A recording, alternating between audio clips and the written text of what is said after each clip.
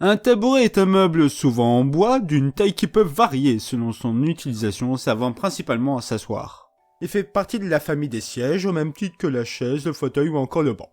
Sa particularité réside dans le fait qu'il soit dépourvu de dossier, ce qui fait du banc sans dossier son plus proche cousin.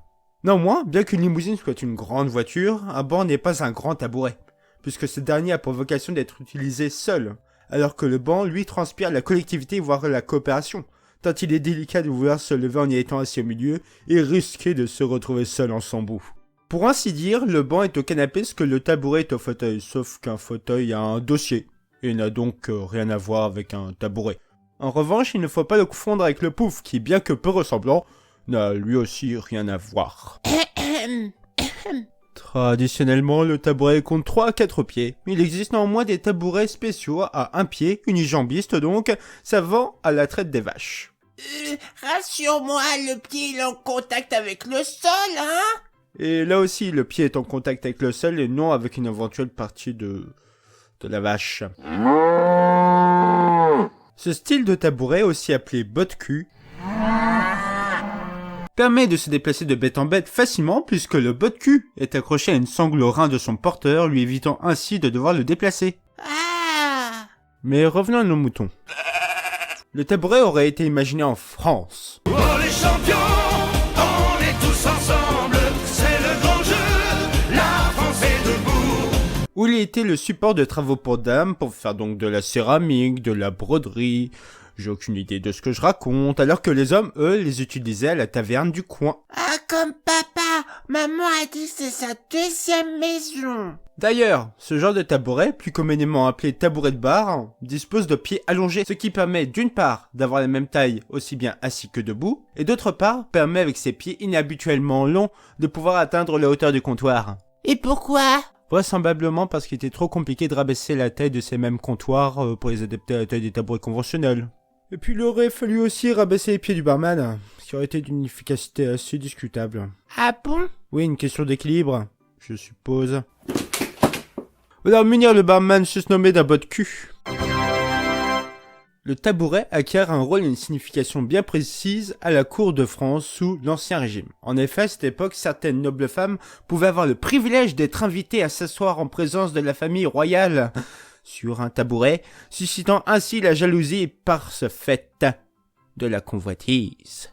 Pour preuve, en 1647, Anne d'Autriche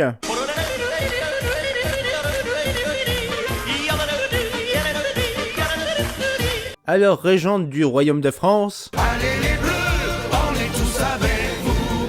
cherche la logique, accorde 3 nouveaux tabourets à des courtisanes qui n'y ont pas droit selon le protocole en vigueur. Oh là là! Les ducs, alors indignés, oh là là, se rebellèrent et exigèrent la suppression de ces privilèges. Extrait d'époque.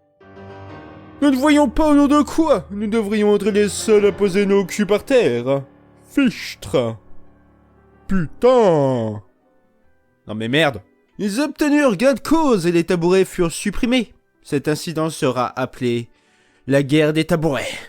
The Tabouret Wars.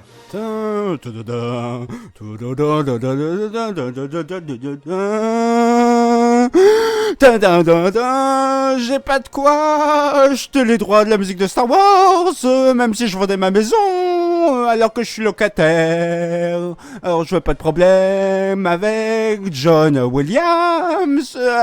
Pourquoi je chante ça pour un gag pourri? Et maintenant?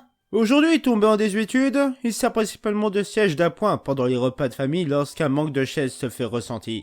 Jadis érigé au rang de privilège de noble, le tabouret est donc tombé de son piédestal, voire même de ses 4 pieds, et n'est convoité aujourd'hui que par le Benjamin de la famille. Ah, Benjamin, c'est moi!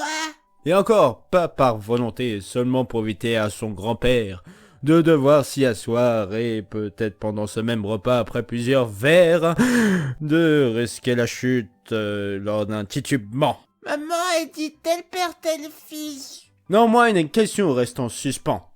Une assise, pourvue d'un dossier et de 2 accoudoirs, est une chaise. Si on y retire le dossier et ses accoudoirs, cela devient, bien évidemment nous l'avons vu lors de cet exposé, un tabouret. Mais une assise, à laquelle on retirerait le dossier et qui serait seulement pourvu de ces 2 accoudoirs. Ni plus ni moins. Serait-ce une chaise, un tabouret ou un cheval d'arçon? Bref, je finirai en vous demandant une chose. Lors d'un futur repas, banquet ou que sais-je encore, si vous avez le choix entre une chaise et un tabouret, réfléchissez-y à 2 fois avant de vous détourner de ce petit siège qui paye pas de mine. S'il vous plaît.